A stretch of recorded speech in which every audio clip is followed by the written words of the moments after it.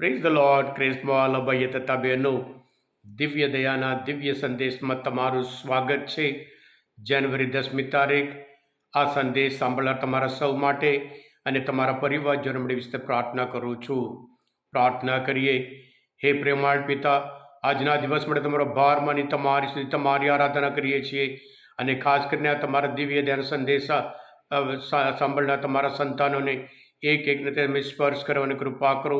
પ્રભુ, જેવી રીતે આજના શુભ સંદેશ દ્વારા કોડિયાને તમે સ્પર્શ કરી અને સાજાપણ આપ્યું હતું, એવી જ રીતે તારા સંતાનને સ્પર્શ કરી એમના અંગમાં, એમના શરીરમાં, હાડમાં, નસોમાં અને જ્યાં જ્યાં તકલીફ, જે બીમારી હોય તમે સ્પર્શ કરી એમને સંપૂર્ણ સાજાપણ કૃપા કરો. આ પ્રાર્થના અમે મારા પ્રભુ ઈસુ ખ્રિસ્ત દ્વારા કરીએ છીએ. આમેન. લૂકનો ગ્રંથ 5મો અધ્યાય 12થી 16મી કલમ સુધી.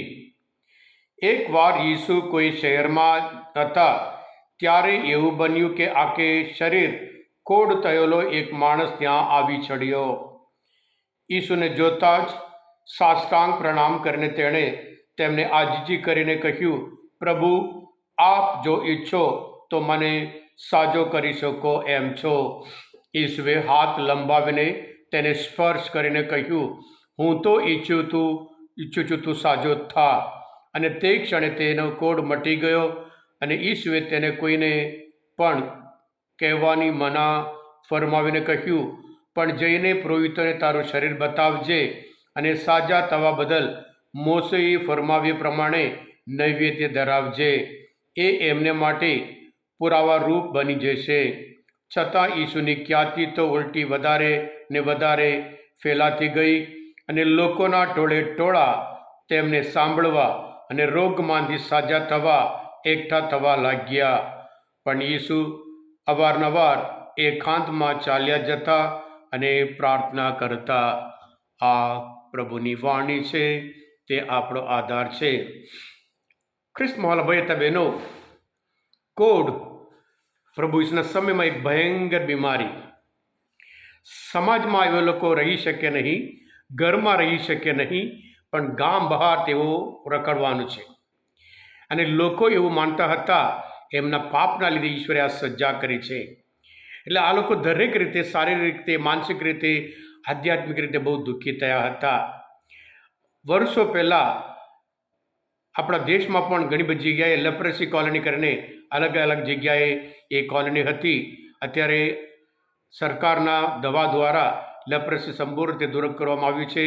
અને લેપ્રસી એ કે કોઢ એ કંઈ ચેપી રોગ નથી એમ કરીને આ જમાનામાં આજે દેખાતું નથી. ખ્રિસ્તમાં ભાઈ બહેનો, પ્રભુ ઈસુના સમય એટલું ક્રૂર કે લોકો બહાર રખડતા હતા જેને કોઢ લાગ્યો હોય તે. અને સાથે સાથે એ લોકો દૂર રહેવાનું છે અને 6 ફૂટ દૂરથી હંમેશા બૂમ પાડવાનું છે અને અશુદ્ધ અશુદ્ધ એવું કહેવાનું છે.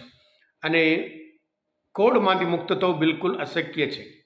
બાઇબલમાં માત્ર 2 જગ્યાએ મિરિયમ, જે મોશેના બેન, બડબડાટ કરતા હતા, એના લીધે એમને કોઢ થયા હતા અને સાજા થાય છે.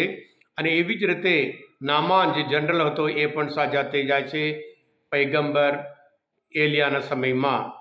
અને આજના શુભ સંદેશમાં આ માણસ પોકારી ઉઠે છે કે પ્રભુ, આપ જો ઈચ્છો.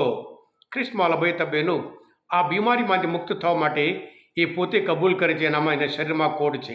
અને સાથે સાથે એનો પૂરો વિશ્વાસ કે પ્રભુ ઈસુ એ મટાડી શકે છે. અને પ્રભુ ઈસુ હજુ એ માણસ કોઢ હતો, કોઢ હતો ત્યારે જ પ્રભુ ઈસુને સ્પર્શ કરે છે અને પછી ત્યાં તરત જ એ સાજા થઈ જાય છે. ખ્રિસ્તમાં ભાઈ બહેનો, કોઢ કરતાં પણ ભયંકર રોગ હોય એ પાપ છે. જેવી રીતે કોઢ શરીરમાં રહી શરીર કલાશ કરી નાખે છે, અને એવી જ રીતે પાપ આત્માને બરબાદ કરી નાખે છે. એટલે જેવી રીતે પ્રભુ ઈસુ આ માણસ કોઢિયા પ્રભુ પાસે આવીને સાજા પણ મેળવે છે, આપણે પણ આધ્યાત્મિક આ ભયંકર બીમારી માટે, પાપમાંથી મુક્ત થવા માટે પ્રભુ આપણને મુક્ત કરી શકે છે. આપણે પાપ સ્વીકાર કરવાનું છે અને સાથે સાથે પ્રભુ આપણે મુક્ત કરી શકીએ એમ કરીને વિશ્વાસ રાખવાનું છે.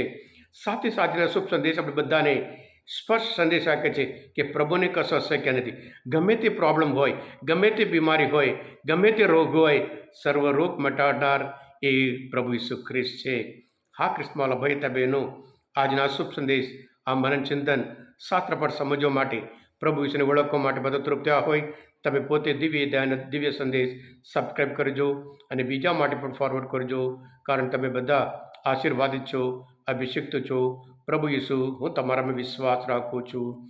પ્રભુ તમારા અંતરમાં વસો. સર્વશક્તિમાન પરમેશ્વર પિતા અને પુત્ર અને પવિત્ર આત્માનો આશીર્વાદ તમારા સૌ પર ઉતરો. આમેન. બોલો દિવ્ય દયાનો જય.